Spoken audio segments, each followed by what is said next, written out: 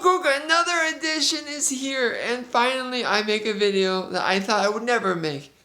It's an investigation video. I want you to look at that picture right down there. You see that thing down there? I think I know what it is. At first I was in shock because I've never seen this much. I think, drum roll please, yes, I think that's bird poop. At first I thought maybe that could be sunscreen because I've never seen that much bird poop on a tennis court. In all my life being on a tennis court, I've never seen that much bird poop. And so I was just in shock that maybe I was wrong. Maybe that's not. Maybe that's some sort of like white sunscreen. But I don't think it's sunscreen. I think it's bird poop. And then the next question popped in my mind. What size bird has to poop to make that much bird poop? That's pretty amazing to think about. That guy created an animal that could poop that big.